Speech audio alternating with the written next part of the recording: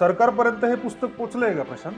मला असं वाटतं पुस्तक पोचण्यापेक्षा सरकार यंत्रणेलाच माहिती आहे की मराठी शाळा किती कमी होत आहेत, त्याच्यावरती त्यांनी पावलं उचलावी. अजूनही आपला देश किंवा मुंबई सोडा, महाराष्ट्र तेवढा डेव्हलप झालेला नाही. आत्ताही त्या दिवशी पाण्यासाठी लोकांना बऱ्याच ठिकाणी फेऱ्या माराव्या लागत आहेत. एज्युकेशन आपलं तेवढं नाही आहे. मला असं वाटतं भारत हा श्रीमंत लोकांचा गरीब देश आहे असं मला वाटतं. मला माहीत नाही ह्या गोष्टींना लोक ट्रोल करतील नाही करतील, बट ह्याचा मागचा हेतू हा आहे बोलण्याचा. शिक्षण व्यवस्था फ्रीमध्ये द्यायला पाहिजे, जी आजही आपल्या इथे नाही आहे. लिटरली शाळा बंद होत आहेत आणि इंग्लिशमध्ये मराठी. महाराष्ट्रात जर का ही परिस्थिती आहे तर मग महाराष्ट्राच्या बाहेरचं सोडा. पुस्तकाचं प्रकाशनच राजसाहेब ठाकरेंनी केलं, कारण मराठीचा मुद्दा आहे आणि मला कुठेतरी क्लिक होणारा जो आत्तापर्यंतचा राजकीय नेता आहे किंवा जे काही मला ज्यांचे विचार पटतात, लॉकडाऊनमध्ये मी गोष्ट ऐकलेली आणि त्याचं मी एक्झिक्युशन करतोय. तर मला साहेबांनी फक्त बोललं चांगलं आहे की कोणाला तरी माझ्या भाषणांमधून किंवा ते क्लिक होतंय किंवा पटतंय, तर मला महिनाभराचा वेळ दे, मी ऑब्व्हियसली पुस्तक वाचतो आणि त्याच्यानंतर मी तुला अभिप्राय कळवतो.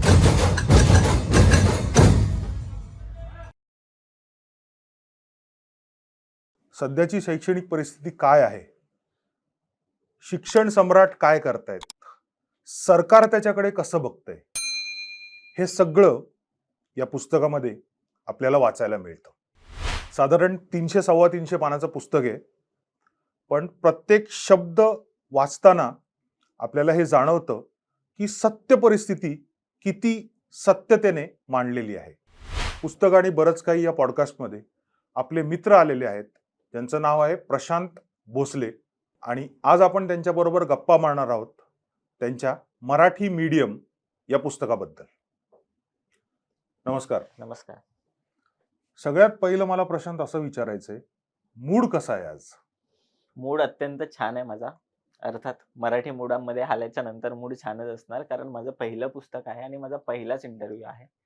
त्याच्यामुळे थोडं डिप्रेशन पण आहे, बट मजाही येते. नाही, डिप्रेशनची काही गरज नाहीये. आपण मूड तुझा एकदम व्यवस्थित करूया. धन्यवाद. सो प्रशांत, मी पुस्तक वाचत होतो.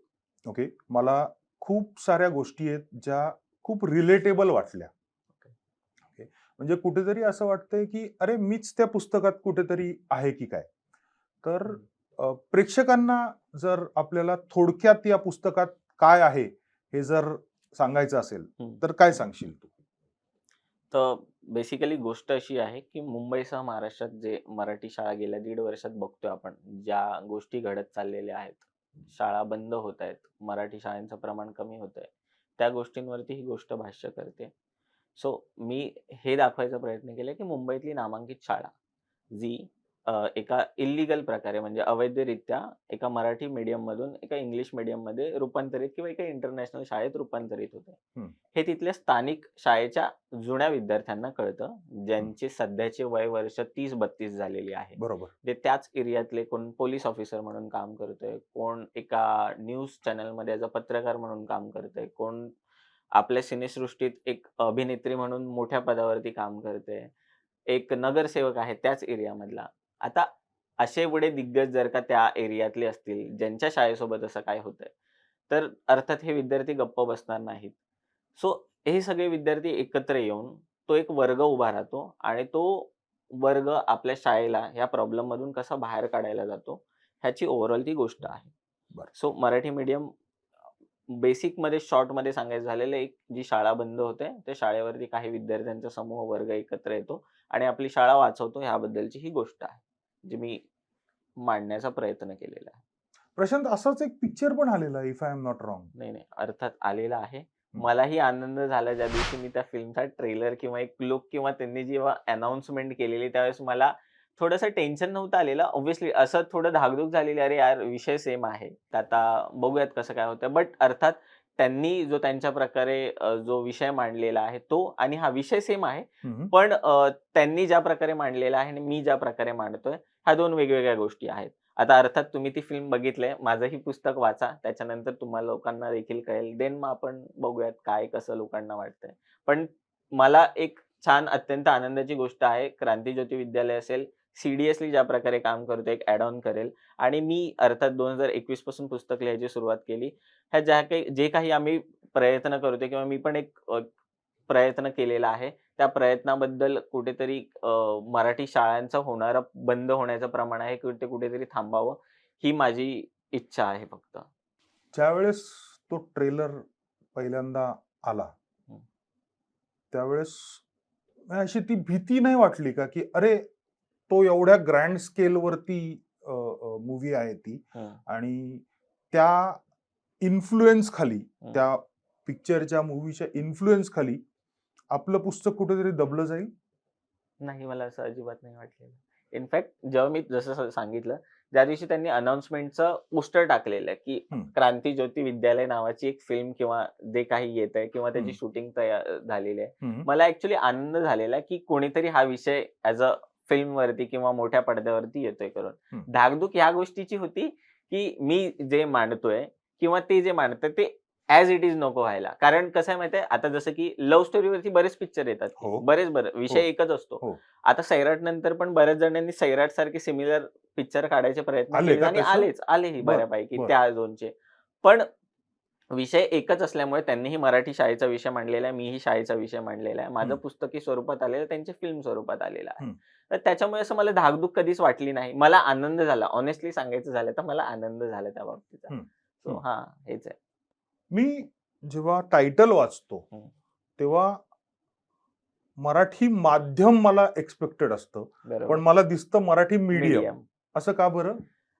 मला असं वाटतं इनफॅक्ट मी ज्यावेळेस माझी अनाउन्समेंट व्हिडिओ पण टाकलेली ना, की मी हं, ह्या-ह्या विषयावरती घेऊन येतोय पुस्तक. बऱ्याच जणांनी आताही मी ज्या काही पोस्ट टाकल्यात त्याच्यावरती काही जणांनी कमेंट मारले, "अरे, पुस्तकाचं टायटल मराठी माध्यम असायला पाहिजे, हं, मीडियम नसायला पाहिजे." हं. तर ऑब्व्हियसली अर्थात लेखक मी असल्यामुळे काय झालंय, की मी आत्तापर्यंत जवळपास 7 शाळांमध्ये शिक्षण घेतलं. बरं, त्याच्या पाठीमागचं कारण फॅमिली बॅकग्राऊंड असल्यामुळे. बरं. कारण मी 4 वर्ष गावच्या जिल्हा परिषदेच्या शाळेत पण शिकलेलो आहे हं, आणि मुंबईच्याही शाळेत माझी 10वी मुंबईच्याच शाळेत झाली. बरं. तर नॉर्मली बोलताना ना, आता 94 चा मी बॉर्न असल्यामुळे माझ्या सर्कलमधली जिथली मुंबईतली किंवा जे काही आम्ही मराठी माध्यम असं नाही बोलायचो. गावी असताना मराठी माध्यमात शिकलो हे बोल. पण मुंबईला असल्याच्या नंतर ना, "अरे कुठल्या शाळेत, कुठल्या माध्यमात शिकला?" "अरे मी मराठी मीडियममध्ये आहे." हे बोललं जायचं ना, त्याच्यामुळे ते पुढे मराठीच्या पुढे आलेलं आहे मीडियम. त्याच्या मागचा उद्देश आणि माध्यम म्हटल्याच्या नंतर ना कुठेतरी कन्फ्युजन म्हणजे माझ्याच डोक्यात क्रिएट व्हायचं. माध्यम म्हणजे कशाबद्दल बोलतोय मी? हं. म्हणजे माध्यमं अजून वेगवेगळ्या प्रकारची हो, देखील आली. तर हो. त्याच्यामुळे मराठी मीडियम टाकलं की पटकन मला क्लिक होणार आहे कनेक्ट किंवा होतं, कनेक्ट रिलेट होतं. होतं. अरे हं, शाळेबद्दल आहे करून. हं, त्याच्यामुळे मराठीच्या पुढे ते मी मीडियमच ठेवलं. हं. माध्यम नाही ठेवलं. बरं. प्रकाशन साहेब ठाकरेंकडनं आपण केलं. हो. त्याच्यावरती मी येतोच. पण त्याआधी मला जरा या पुस्तकाच्या रायटिंग प्रोसेसबद्दल चर्चा करायची आहे. ओके. तर ही जी स्टोरी लाईन आहे, ही कशी म्हणजे एकदम विचार आला का ती हळू-हळू डेव्हलप होत गेली? हं. काय त्याच्यामागे स्टोरी आहे? थोडं जास्तच एक्सप्लेन करेन ह्याच्याबद्दल मी प्लीज, प्लीज. कदाचित. आवडेल आम्हाला. कारण 2021 चा पिरियड होता. हं, लॉकडाऊन चाललेला. घरी हं, बसून वर्क फ्रॉम होम वगैरे चालू होतं. हं, त्यावेळेस जस्ट एक न्यूज बातमी येऊन गेली टीव्हीवरती, की कुठलीतरी काहीतरी कितीतरी 10 की 15 शाळा काहीतरी बंद झालेल्या. I don't know, may be कदाचित लॉकडाऊनमुळे असेल किंवा असेल. हं. तर तो जस्ट माझ्या डोक्यात ती गोष्ट डोक्यात बसली. बरं. 5-6 महिने गेले आणि हं, 5-6 महिने जात असताना असं वाटलं, की ज्या वयामध्ये आपण स्ट्रगल करतोय 26-27 कदाचित वर्ष होतं माझं हं, आणि त्या पिरियडला मला असं वाटलं कुठेतरी जेव्हा आपला करियर पीक आहे त्यावेळेसच लॉकडाऊन येऊन बसलेला आहे. हं. चुकीच्या म्हणजे वर्षात आपला जन्म झाला की काय? म्हणजे कदाचित ही पुढे किंवा मागे गेली असती तर गोष्ट बरं झालं असतं. तर माझा एक महंत म्हणून मित्र आहे. हं, त्याच्यासोबत जस्ट आमचं डिस्कशन चालू होतं. तर मी त्याला म्हटलं, की "अरे महंत यार, आत्ता ज्या वयात आपण आहोत त्याचमध्ये लॉकडाऊन आलेला आहे. हं. तर कुठेतरी आपलं शाळेतलंच आयुष्य खूप चांगलं होतं रे, की म्हणजे डोक्यावरच्या ओझ्यापेक्षा पाठीवरचं ओझं कुठेतरी चांगलं वाटत होतं. हां, हां. तर चुकीचं आलंय म्हणजे हे सगळं चुकीचं चाललंय असं नाही वाटत का तुला?" हं, आणि बोलता-बोलता मी जस्ट त्याच्यासोबत तो विषय काढला आणि मग त्या विषयावरून अजून पुढचे 4-5 महिने गेले आणि मग हं.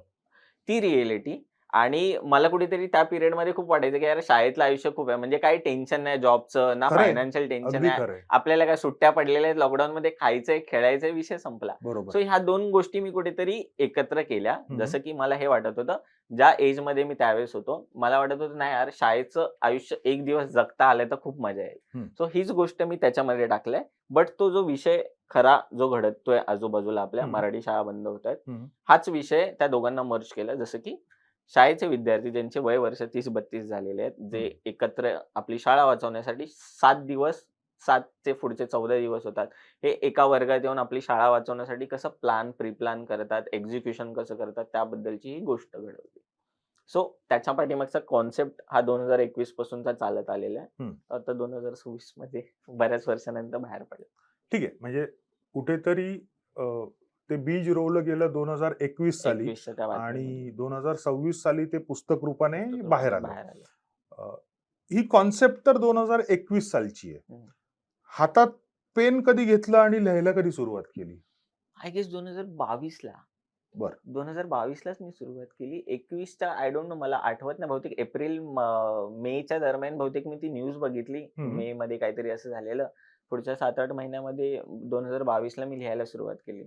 आणि ते लिहित गेलो. त्याचे ड्राफ्ट बनत गेले. मग हे नाही पटत आहे, ते नाही पटत आहे. आणि सांगायचंच झालं तर ही लज्जास्पद गोष्ट आहे. मगाशी ज्या प्रकारे मी तुम्हाला सांगितले, मी पुस्तक आजपर्यंत एकही वाचलं नव्हतं.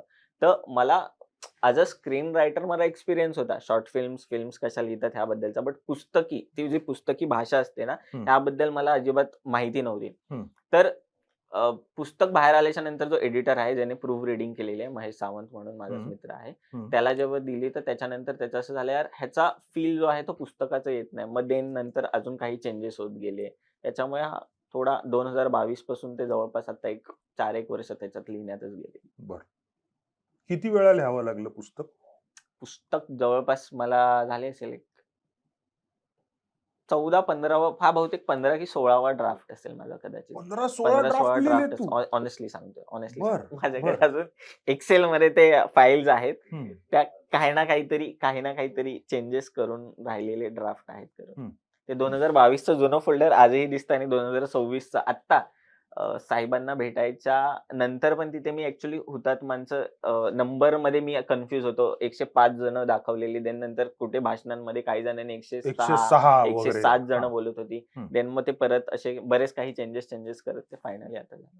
मग 2022 सालचा फोल्डर हं. आणि 2025 सालचा फोल्डर ह्याच्यामध्ये किती फरक दिसतो आपल्याला? फरक आहे. बऱ्यापैकी फरक आहे. ॲक्चुअली मी जेव्हा आत्ता वाचायला जातो ना हे हं. आणि पानांमधूनच कळतं ना. त्यावेळेसची जी माझी पुस्तकाची पानं होती हं. जवळपास किती पानं होती? जवळपास 220 की 240 पानं होती. हं. जी आता 303 पानं झालेली आहेत. बरोबर. तो ह्याच्यामध्ये ड्राफ्ट कळतो मला. सो त्या 220 पानं हं, आणि 300-325 पानं हं, काय काय ऍड केलं त्याच्यामध्ये? म्हणजे कॅरेक्टर्स नवीन ऍड केले, कॅरेक्टर डेप्थ नवीन ऍड केली, हं, जो कोणी विलन आहे आपल्या स्टोरी मधला हं, त्याची काही बॅक स्टोरी ऍड केली. हं, तर हं. 220 पानांचं 300-325 पानं म्हणजे साधारण 100 पानं 100 पानं ॲड. ऍड करताना काय काय ऍड झालं त्याच्यामध्ये? हं. तर सगळ्यात आधी मी ज्या प्रकारचे कॅरेक्टर्स आधी लिहिले ना, मेन माझे जे 4-5 कॅरेक्टर्स आहेत, जे हं. जसं तुम्हाला मी सांगितलं, की एक विलन किंवा बाकीचे जे मेन हो. 4-5 कॅरेक्टर्स आहेत, हो. त्या कॅरेक्टर्सची बॅक स्टोरी जसं की मी त्यांचं ना बालपण अर्थात मराठी शाळेवरचं जर पुस्तक आहे ना, तर हं. त्यांचं बालपण कुठेतरी मिसिंग वाटत होतं. हं. म्हणजे मी आलो, मुद्द्याला थेट हात घातला आणि हं. तो मुद्दा घेत जे प्रॉब्लेम्स जे चाललेले आहेत मराठी शाळांचे ते उडवत चाललेलं. बरं. बट जेव्हा माझा प्रूफ रीडर जो एडिटर आहे, हं. त्याने जेव्हा वाचलं आणि त्यांनी मला सांगितलं, "यार ही गोष्ट मिसिंग वाटते ह्याच्यामध्ये." जसं हं. की कॅरेक्टरचा बॅकड्रॉप. बरोबर. तर त्यांचं लहानपण किंवा तो इमोशनल कनेक्ट प्रत्येक विद्यार्थ्यापर्यंत पोहोचवशील ना, तर हं. त्याला तो कनेक्ट होईल, की अरे यार म्हणजे हे कुठेतरी माझ्या शाळेतलं फील होतंय. बरोबर आहे. सो जवळपास 40-50 पानं त्या कॅरेक्टर्सच्या बॅकड्रॉपमध्ये आणि त्यांनी जे घडवलेले लहानपणी जे एक्सपिरियन्सेस घेतलेले, हं. ते एक्सपिरियन्सेस ॲड करत ते ते पानं वाढली बेसिकली. बरं. सो हे चेंजेस झालेले. फॅन्टास्टिक. तू नोकरी करतोस. हं, म्हणजे आपण जे आता बोलत होतो हं. त्याच्यामधनं मला कळलं की तू क्रिएटिव्ह डिरेक्टर म्हणून 2-3 शोज काम करतोस. हं. आणि मला हे पण कळलं की आज पहिल्यांदा तू कॅमेऱ्याच्या समोर येऊन बसलेला आहेस. हो. तो कॅमेऱ्याच्या मागे काम करणं आणि कॅमेऱ्याच्या समोर येऊन बसणं, तुला काय फरक जाणवतोय? फरक तर मला आधीपासून जाणवतो. एक तर मी कॅमेरा कॉन्शियस माणूस आहे. म्हणजे मला असं वाटतं आहे, आधीपासून आहे. म्हणजे असा कॅमेरा ऑन झाला की झाले.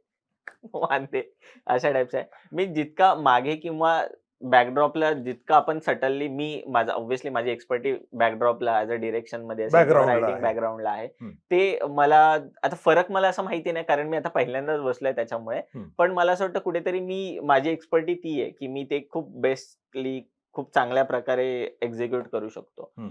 राहिली गोष्ट फ्रंट कॅमेरा, तर अर्थात कॅमेरा कॉन्शियस असल्यामुळे बऱ्याच असा फंबल व्हायला होता किंवा नाही, अजून पण आतापर्यंत मला तरी काही तू कॅमेरा कॉन्शियस झालेला दिसत देवाच्या नाहीयेस. कृपेने आ आणि कदाचित तुमच्या सोबत ते झालेलं आहे बॉन्डिंग, त्याच्यामुळे ते सटल येऊन जाते नॅचरली. हरकत नाही. 18-20 तास रोज नोकरी करायची. ते 18 तास काम करायचं आणि त्याच्यानंतर परत मराठी मीडियम वरती काम करायचं. हे कसं काय शक्य झालं? शक्य झालं म्हणजे मी ज्या क्षेत्रामध्ये अर्थात थोडासा अजून परत एकदा बॅकग्राऊंडला जाईल मी गोष्टीच्या. मी कॉमर्समधून शिक्षण घेतलं माझं. मीडिया आणि ह्या गोष्टीसोबत माझा काही संबंध नव्हता, आर्ट्स वगैरे. बट ते मला 6 to 9 जॉब टिपिकल आवर्समध्ये करणं ना, आधी डे 1 पासून खटकायचं. म्हणजे मला नाही ते फॉर्मल घालून वगैरे 6 to 9 जाणं. नाही.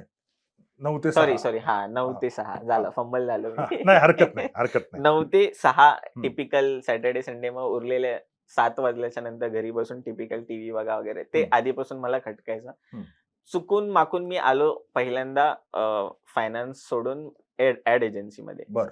मला ते काम कुठेतरी ती वाइब बोलतात ना, ते असं अट्रॅक्ट करायला लागली ती गोष्ट. हं. सो मी ॲड एजन्सीमधून एका टीव्ही चॅनलमध्ये आलो. हं.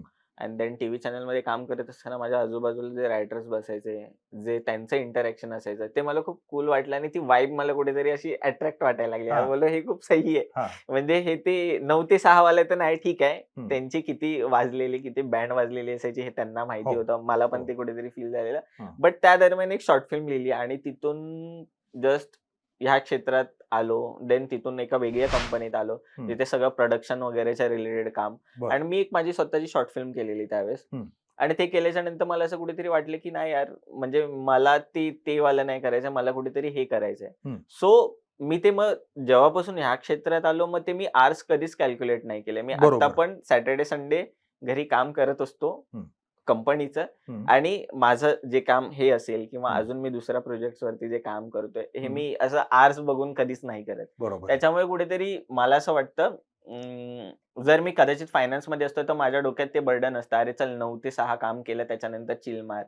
मी आता जितके आवर्स काम करतो झोपेचं, आणि राहायला माझं ऑफिस आहे अंधेरीला, राहायला आहे नवी मुंबई. ट्रॅव्हलिंगमध्ये ज्या प्रकारे जे हं. काही होतं ते हं. आपल्याला माहीत आहे. सो मला असं कधीच वाटलं नाही, की मी एवढे आवर्स काम करतो. ते मला आताही इथून गेल्याच्या नंतर मला परत ऑफिसमध्येच जायचंय. बट ते कधी बर्डन किंवा ते जाणवलं नाही. मी ते नाही, पण माझा आनंदाच्या माझा प्रश्न प्रकारे. असा आहे, की 18 तास काम करून हं. ह्याला कसा वेळ देता आला? म्हटलं ना, ज्या प्रकारे 18 तास मी असं स्पेसिफिकली काम झाल्याच्या नंतर जे आता त्यासाठीच मला माझी 6 वर्ष गेली पुस्तक बाहेर येण्यासाठी. हं. हं. आता बऱ्याच जणांना हा प्रश्न पडला असेल. मी मनोगतामध्ये पण लिहिले. 2021 ला मी सुरुवात केली हो. पुस्तक लिहायची. हो. तर बऱ्याच जणांना प्रश्न पडला असेल कसं? वर्क बॅलन्स तो मॅनेज करून सॅटर्डे, संडे सुट्ट्या कधी नॉर्मली अशा घेतल्या नाहीत मी. हं. बट रात्रीच कधीही झोप नाही आली, की उठून बसा. आता मला आय ॲज अ अंडरस्टँड. लेखक हं. झोपच येत आहे. हे लिटरली माझ्यासोबत 4 ते 5 वर्ष. मी आताही घरी गेलो ना, हं. 2 दिवस झोपतो, पुढचे 4 दिवस सुखाने झोपत नाही. मग त्यावेळेस उठून लिहा हं. किंवा चला आता ऑफिस आवर्स संपलेला आहे, 7-8 वाजलेले आहेत, सगळेजण गेलेले आहेत. आता हं. थोडं आपण आपल्या ड्राफ्टवर बसू. हं. तर असं करत ते 4-4, 5-5 तास तिथले बरं. इकडे करत ते कंप्लीट झालं. आणि तू म्हणालास, की तुझ्या मित्राला तू मॅन्युस्क्रिप्ट दिलीस हं. आणि त्यांनी एडिटिंग प्रोसेसमध्ये तुला काही चेंजेस करायला सांगितले. हं. मग ते काय चेंजेस होते? जसं की मगाशी पण मी तुम्हाला सांगितलं, की ते चेंजेस असे होते, की कॅरेक्टरचा बॅकग्राऊंड म्हणजे आता जे 30-32 वयाचे कॅरेक्टर भरभरून झालेले, बट त्यांचं जे चाइल्डहूड आहे ना, जे बालपण आहे ना, ते पुस्तकातून मिसिंग होतं. हं. बऱ्यापैकी मिसिंग होतं. मी ॲड हं. केलेलं, हं. बट ते बऱ्यापैकी मिसिंग होतं. तर त्या गोष्टीला सध्याच्या आपण आता जसं की मी 32 वर्षाचा आहे. मला कुठेतरी ते शाळेत पावसात भिजणं आता हं. कनेक्ट करेल. हं. मग तो तो जो त्यांचा महत्वाचा जो क्षण चालू आहे तो बॅकड्रॉप मध्ये घेऊन जाऊन कट टू मध्ये त्यांना लहानपणीचा सीन ऍड करणं, ओके. असे वेगवेगळे सीन्स ऍड करत करत त्याने जे मला चेंजेस सांगितले, मी पण ते ऍड ऑन केले. ते असे बरेच चेंजेस होत होत गेले. बरं. सो बालपणीचे तर मेजरली चेंजेस जे झालेले आहेत ना, हम्म. त्यांचं बालपण पास्ट वाले गोष्टी ऍड झालेल्या आहेत. ओके. ओके. मगाशी तू बोलता बोलता म्हणालास की तू एकही पुस्तक वाचलं नव्हतंस. मला हे माझ्यासारख्या लेखकाला, माझ्यासारख्या वाचकाला हे कुठे पटतच नाहीये की न वाचलेला माणूस पुस्तक लिहू शकतो, हे कुठेतरी मला पटतच नाहीये. तर ते ही कसं साध्य झालं? ऑनेस्टली सांगायचं झालं तर नाही माहित मला कसं साध्य झालं तर. कारण जसं मी तुम्हाला सांगितलं, मी पुस्तक कधी लिहिलं नव्हतं. पण ॲज अ फिक्शनल स्टोरी फिल्मची असेल, सीरीजची असेल, शॉर्ट फिल्मची, ह्याचा मला एक्सपिरियन्स होता. बरं. त्याच्यामुळे मला माहित आहे की लोकांच्या समोर ती मांडणी कशी करायची. फक्त आता फरक हा राहतो स्क्रीन रायटिंग आणि ॲज अ पुस्तकी भाषा आणि त्या सगळ्या गोष्टी वेगवेगळ्या प्रकारच्या येतात थोड्या. ह्याच्यामध्ये एक ती आपली पुरातन नाही म्हणता येणार, जी टिपिकल भाषा असते ना, जी प्रॉपरी साहित्य वापरतात त्या प्रकारची भाषा होती. तीच माझ्या त्या एडिटरने फुलफिल केली ह्याच्यामध्ये त्याच्या एक्सपिरियन्सनुसार. आणि मला कुठेतरी ती मांडणी यायची ॲज अ स्टोरी स्क्रीन रायटिंगच्या हिशोबाने, त्याच्यामुळे मी ती स्टोरी डेव्हलप केली. सो तू स्टोरी टेलर होता म्हणून तू हे साध्य करू शकला, शक्य झालं असं म्हणणं आहे तुझं? हा हा अर्थात अर्थात. असं आपण समजूया की मी एकही पुस्तक वाचलेलं नाहीये. तर तू कधी पुस्तक वाचलं नाहीस तरी तू पुस्तक लिहिलंय. तर अशा लोकांना तू काय सांगशील ज्याच्यामुळे ते पुस्तक लिहू शकतील? मला असं वाटतं प्रत्येकाला ते माध्यम, जसं की आता मला पुस्तक कसं लिहायचं माहित नव्हतं, बट मला माहिती होतं की गोष्ट कशी सांगायची. गोष्टीमध्ये तू तुझ्या एंगेज कसं लोकांना करू शकतो. प्रत्येकाला हे माहिती असतं मी माझ्या गोष्टीमध्ये लोकांना कसं एंगेज करून ठेवू शकतो. आता ते माध्यम कधी होतं, जर मी फिल्म बनवतोय तर ते वेगळं माध्यम होतं, जर मी पुस्तक लिहितोय तर ते वेगळ्या प्रकारे लोकांपर्यंत जातं. मला असं वाटतंय ज्या प्रकारे मलाही माहित होतं ॲज अ माझ्या स्टोरीची गोष्टीची मांडणी कशी करायची आहे, ते प्रत्येकाला माहित असतं. त्याने त्या बोलतात ना नॅचरली त्याने त्या प्रकारची मांडणी करावी. लोकं आज ना उद्या ती गोष्ट ॲक्सेप्ट करतात. आता जसं की फिल्म्समध्ये अर्थात मी जास्त एक्सपिरियन्स मला फिल्म्स किंवा त्या गोष्टीचा आहे. आताही बऱ्या फिल्म्स चांगल्याच येतात की लोकं ॲक्सेप्ट करतात किंवा लोकांना त्या गोष्टी आवडतात. मग नवीन डिरेक्टर्स असतील, नवीन लेखक असतील, प्रत्येकाची गोष्ट लोकांना गवसते. त्या प्रकारचंच हे आहे असं मला वाटतं. आणि मला वाटतं जर प्रत्येकाला कुणाला आपली गोष्ट लोकांपर्यंत मांडायची आहे, त्याने नॅचरली त्याच्या प्रकारे मांडावी. मला असं वाटतं 10 मधले कदाचित 1 लोक तरी ॲक्सेप्ट करेल. असे उद्या पुढे वाढत जातील आणि लोकांना कळेल ती गोष्ट, लोकांपर्यंत पोहोचेल. जर तुमची गोष्ट अर्थात चांगली असेल आणि लोकांना पोक करेल किंवा लोकांपर्यंत पिन करेल, असं वाटतं. फॅन्टॅस्टिक. आता आपण राजसाहेब ठाकरेंकडे वळूया. पुस्तकाचं प्रकाशनच राजसाहेब ठाकरेंनी केलं. पर्यंत पोचायला खूप अवघड आहे असं आम्ही ऐकलेलं आहे. तर तुझा एक्सपिरियन्स काय होता त्या बाबतीत? म्हणजे ज्यावेळेस पुस्तकाची सुरुवात केलेली, म्हणजे अरे ह्या विषयांवरचं मराठी विषयावरचं पुस्तक आहे, त्यावेळेस मी ठरवलेलं स्वतःसोबत जर हे प्रकाशित करायचं तर राजसाहेबांच्या हस्ते. राहिली गोष्ट राजसाहेबांपर्यंत पोहोचण्याची, म्हणजे एकच ऑप्शन होतं का आपल्याकडे? मी दुसरा ऑप्शनच मी नव्हता. ऑप्शन नव्हता ठेवलेला. कारण मला करायचं होतं ते त्यांच्या हस्तेच करायचं होतं. कारण ते सांगायची पण गरज नाही. कारण मराठीचा मुद्दा आहे आणि मला कुठेतरी क्लिक होणारा जो आतापर्यंतचा राजकीय नेता आहे किंवा जे काही मला ज्यांचे विचार पटतात ते होते. त्याच्यामुळे मला करायचं होतं त्यांच्याच हस्ते. राहिली गोष्ट त्यांच्यापर्यंत पोहोचणं.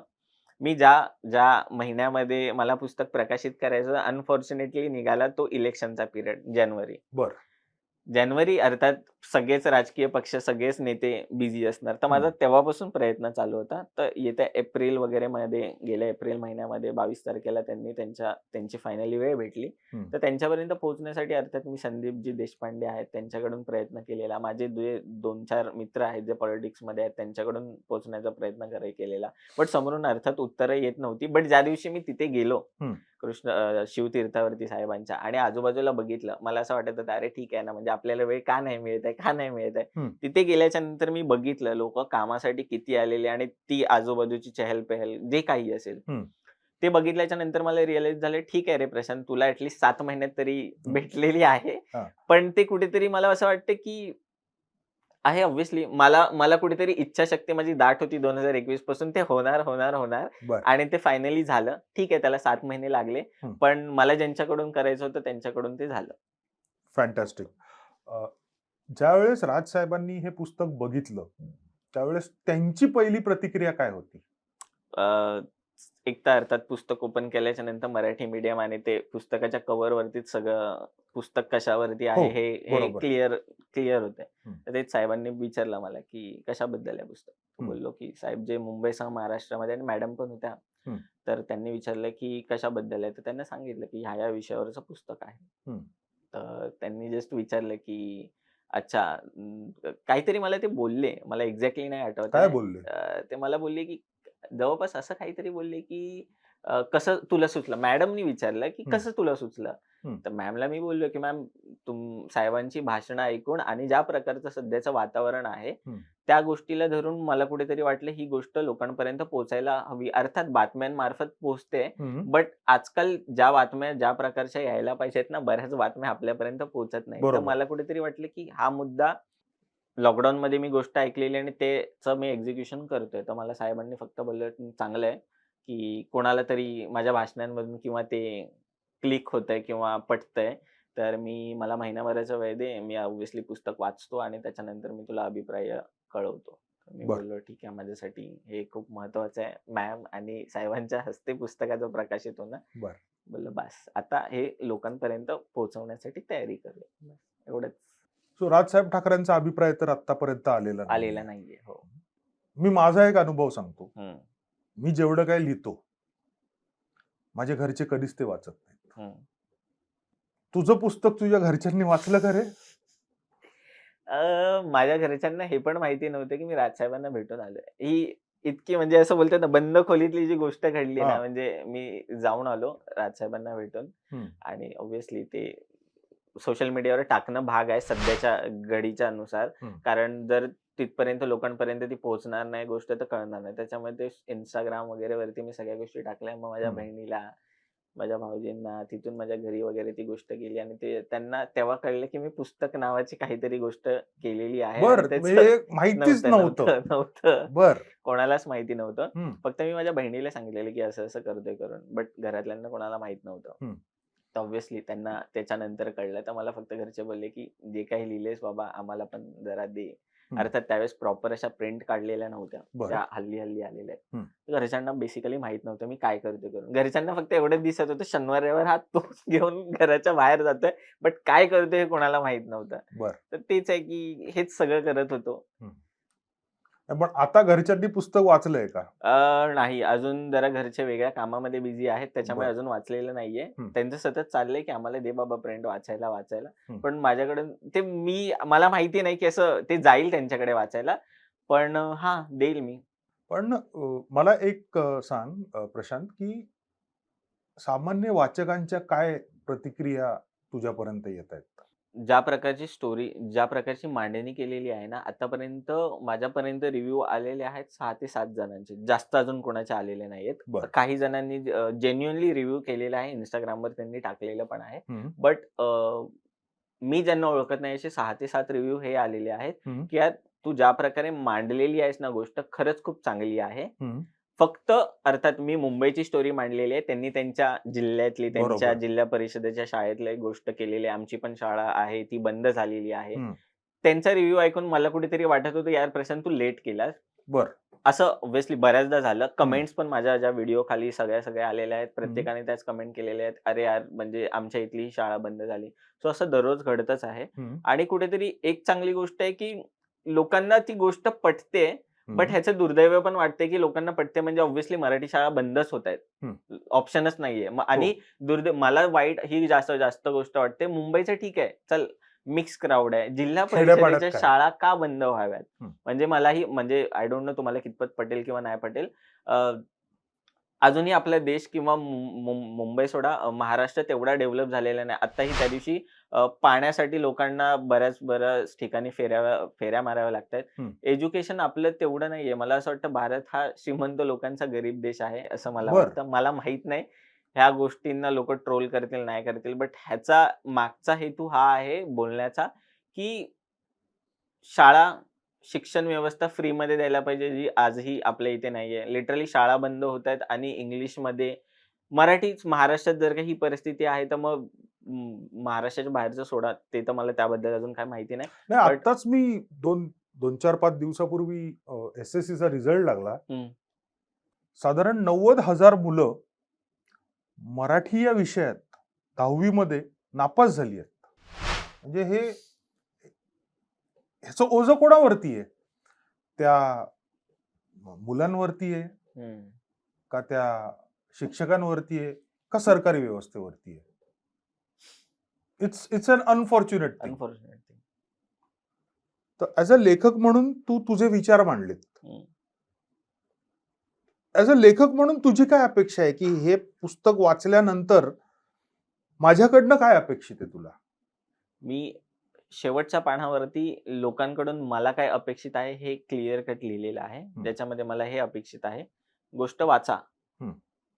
त्याने फक्त खंत करत बसू नका. जर हं. तुमच्या समोर ह्या पुस्तकातून मी मराठी शाळांचा विषय मांडलेला आहे. बट आता सध्या तुम्ही पण बघताय कांदळवनं असतील किंवा झाडांची कत्तल असेल, बरेच सोशल विषय बाहेर पडतायत. हं. लोकं त्याच्यावर रिएक्ट पण होतायत, बाहेरही येतायत. मी ह्या पुस्तकाच्या माध्यमातून मला लोकांकडून किंवा मराठी शाळेत जे शिकलेले विद्यार्थी आहेत त्यांच्याकडून एकच अपेक्षा आहे, की तुमच्या समोर जर अवैधरित्या उद्या मराठी शाळा बंद होत असतील हं. किंवा सोसायटीमध्ये काही चुकीच्या गोष्टी घडत असतील, तर त्या प्रतिक्रिया फक्त सोशल मीडियावरती कमेंटमध्ये लिहू नका. रस्त्यावरती उतरा आणि लोकांची मदत करा किंवा ती गोष्ट बदलवण्यासाठी ना तुम्ही रस्त्यावर उतरा. कारण मला असं वाटतंय संयुक्त महाराष्ट्राचा लढा किंवा त्याच्यानंतर ज्या काही गोष्टी थोड्याफार झाल्या असतील ना, त्यावेळेसच लोकं रस्त्यावर उतरली. नाहीतर आता लोकं सोशल मीडिया आणि Twitterवर उतरतात. हं. ते माहीत आहे लोकांना, की Twitterवर फक्त बडबड हॅशटॅगिंग करणार, त्याच्यानंतर विषय थंड होतो, नवीन विषय आपल्याकडे हं. येतो.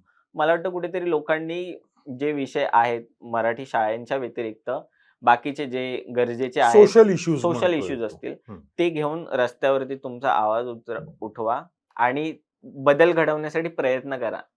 हा सध्या मला असं वाटतंय लोकं मीडिया हा म्हणजे अन्न, वस्त्र, निवारा त्याच्यानंतर एज्युकेशन राहिलं बाजूला. आपल्याला सोशल मीडिया किंवा एंटरटेनमेंट हा आपल्या जीवनाचा अविभाज्य घटक झालेला आहे, अगदी असं खरं आहे. वाटतं. हं. पण लोकं रस्त्यावरती किंवा स्वतःच्या जे प्रॉब्लेम चाललेत हे घेऊन रस्त्यावरती उतरत नाहीत. मला वाटतं कुठेतरी लोकांनी जर चुकीच्या गोष्टी घडतायत, तर त्याच्यावरती आवाज उठवण्याचा प्रयत्न केला पाहिजे. एवढं फक्त मला वाटतं या पुस्तकाच्या माध्यमातून. हं. आणि मेन ज्या प्रकारे शाळा बंद होत आहेत, होपफुली त्याचं प्रमाण कमी व्हावं आणि मराठी शाळांमध्ये विद्यार्थ्यांचं प्रमाण पुन्हा वाढावं. यासाठी फक्त विद्यार्थी किंवा पालक म्हणून फक्त आपल्याला प्रयत्न करायला नाही पाहिजे. गव्हर्नमेंटनी मराठी शाळांमध्ये ना, जसं की म्हटलं जातं, प्रत्येक पालकाच्या मनामध्ये न्यूनगंड असतो, की नाही यार माझ्या मुलाला मी मराठी शाळेत पाठवलं तर त्याला इंग्लिश नाही येणार किंवा त्याला जॉब किंवा पुढच्या फ्युचरमध्ये त्याला बरेच प्रॉब्लेम येतील. तर मला असं वाटतं महाराष्ट्र शिक्षण मंडळाने किंवा जे शिक्षण तज्ञ बसलेले आहेत, त्यांनी ह्या विषयावरती ना तोडगा काढावा. अर्थात मी एवढा ज्ञानी माणूस नाही, त्याच्यामुळे मला माहीत नाही ह्याच्यावरती काय होईल. बट हं. जसं की आपल्या शाळेमध्ये तुम्ही सुद्धा एक्सपिरियन्स घेतलं असेल, की सेमी इंग्लिश नावाचा प्रकार होता, ज्याच्यामध्ये गणित आणि विज्ञान हे इंग्लिशमध्ये शिकवलं जातं बरोबर आहे. आणि मी नॉर्मल तुकडीमध्येच शिकलेला विद्यार्थी आहे, हं. सगळे विषय.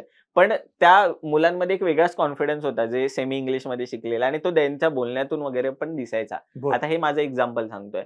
त्याच प्रकारे कुठेतरी त्या शिक्षण तज्ञ लोकांनी, मंडळांनी, लोकांनी काहीतरी विचार करावा ह्या गोष्टींवरती आणि मराठी शाळा वाढण्यासाठी किंवा लोकांचं प्रमाण तिकडे कल झुकण्यासाठी काय प्रयत्न करावा ह्यासाठी त्या लोकांनी कुठेतरी विचार करावा असं मला वाटतं. सरकारपर्यंत हे पुस्तक पोहोचलंय का प्रशांत? नाही. पण मला पोहोचवायचंय आणि ते पोहोचवेल मी. हं.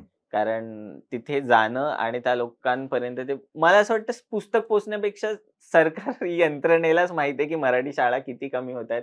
तर पुस्तक असं पोहोचून काय होणार आहे?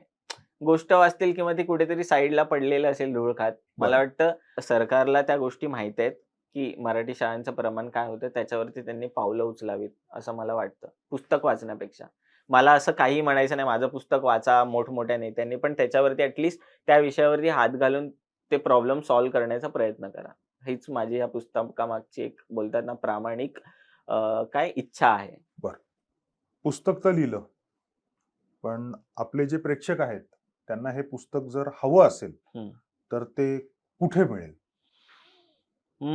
आता ज्या प्रकारे मी माझ्या परीने जो प्रयत्न केलेला आहे लोकांपर्यंत पुस्तक पोहोचवण्याचा, तो म्हणजे माझ्या Instagramवरती एक कोड दिलेला आहे. हं. तिथे तुम्ही WhatsAppवरती नॉर्मली मेसेज करून माझ्याकडून प्रत घेऊ शकता पुस्तकाची. बरं. त्या व्यतिरिक्त Amazon आणि जे Flipkart वगैरे जे ऑनलाईन जिथे पटकन आजकाल लोकांना पुस्तकं किंवा लोकं सध्या सर्च सुद्धा करतात, हो. तिथेही माझा प्रयत्न चालू आहे. हं. मोस्टली ते मी करणारच आहे. बरं. Amazon असेल, माझा स्वतःचा Instagramची लिंक आहे तिथेही मागवू शकतात. अर्थात आणि मुंबई आता मी राहायला मुंबईला आहे. डिस्ट्रिब्युशन बद्दल मी त्या गोष्टी वर्क करतोच आहे. बरं. अजूनपर्यंत त्या फुलफिल झालेल्या नाहीयेत. हं. बट मुंबईतले जे मोठमोठी दुकानं असतील जसं हं. की किताब लेन म्हणून आपलं मुंबईतलं दुकान किताबखाना. आहे, किताबखाना म्हणून. हं.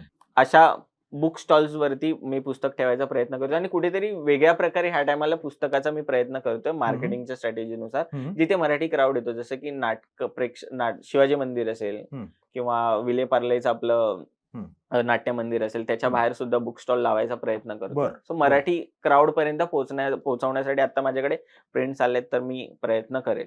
हे झालं, पहिलं पुस्तक तर झालं. हं. लेखक कधी गप्प बसत नाही. दुसरं पुस्तक कशावरती चालू आहे? दुसरा विषय आहे माझ्याकडे. तो थोडा सेन्सिटिव्ह विषय आहे. बरं. जे आपल्या देशामध्ये रेप, ॲसिड अटॅक होतात मुलींवरती. हं. त्या विषयावरती भाष्य करणारी गोष्ट आहे. बरं. त्याच्यावरती मी अजून पूर्णपणे काम नाही चालू केलेलं आहे. बट माझा पुढचा विषय तो आहे.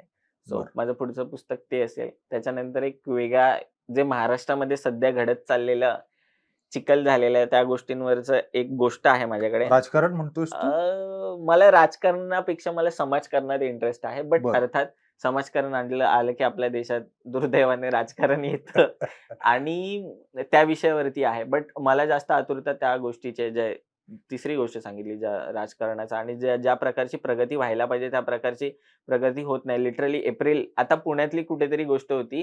लिटरली पाण्याची सोय नाहीये पुण्यासारख्या जिल्ह्यामध्ये. तर अशा बऱ्याच विषयांवरती बोलणारं ते पुस्तक असेल. जे चालू आहे माझं त्याच्यावरती काम. मला कधी वाचायला मिळेल? लवकरच. हे माझे 14-18 तास अडकलेले आहेत ना, ते थोडेसे फ्री भेटले ना, की जितक्या लवकर पुस्तक येईल. प्रशांत, आज तू इथे आलास म्हणजे मगाशी तू म्हणालास की एवढे दिवस तू कॅमेऱ्याच्या मागे काम करत होतास. आज पहिल्यांदा तू कॅमेऱ्याच्या समोर आलायस, बसलायस, स्वतःच्या पुस्तकावरती भरभरून बोललायस. कसं वाटतंय ओव्हरऑल? सगळ्यात आधी जे येण्याआधी 2 दिवस माझं बर्डन होते, की मी इथे येऊन काय बोलेन, कसं बोलेन. बट मला असं वाटतं ते खूप छान प्रकारे मराठी मूड तुमच्या माध्यमातून आणि तुमचा जो सेगमेंट आहे पुस्तक आणि बरंच काही ह्याच्यामधून इतका तो सटलली निघून गेला ना, तर मला पण कळलं नाही कधी इतका वेळ निघून गेला. दुसरी गोष्ट माझं पहिलंच पुस्तक आहे अर्थात. पहिल्या पुस्तकावरती मला तुमच्याकडून ती संधी भेटली. अर्थात पुस्तक ह्या विषयावरती कोण सेगमेंट किंवा त्या गोष्टींवरती कोण इंटरव्ह्यू करत नाही. बट तुमचा जो मराठी मूड आणि पुस्तक आणि बरंच काही हा विषय आहे. त्याच्या माध्यमातून मला माझ्या पुस्तकाचे विषय आणि मला माझी गोष्ट सांगायला मिळाली ह्याच्याबद्दल मी मराठी मूड आणि खरंच तुमचे खरोखर मनापासून आभारी मानतो. कारण मला तो प्लॅटफॉर्म दिला आणि माझी गोष्ट सोशल मीडियाच्या माध्यमातून अजून जे काही XYZ नंबर्स असतील त्या नंबर्स पर्यंत पोहोचेल ती गोष्ट. त्यासाठी मला खरंच मनापासून बरं वाटलं ॲक्चुअली.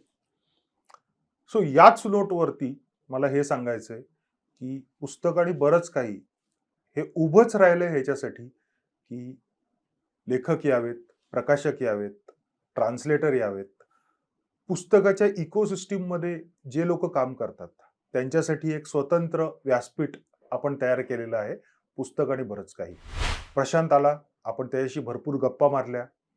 मराठी मीडियम या पुस्तकाच्या जन्मामागची कहाणी आपण ऐकली. पुस्तक कसं घडलं, राज ठाकरेपर्यंतचा त्याचा प्रवास आपण सगळा अनुभव घेतला. तो पुस्तक कसं मागवायचं, तर आपल्या डिस्क्रिप्शनमध्ये लेखकाचा नंबर आणि पुस्तक मागवायची लिंक आपण दिलेली आहे. तिथे जा, त्याच्यावरती क्लिक करा, पुस्तक मागवा, पुस्तक वाचा आणि आम्हाला तुमच्या प्रतिक्रिया पाठवा. या नोटवरती आज आपण इथेच थांबूया.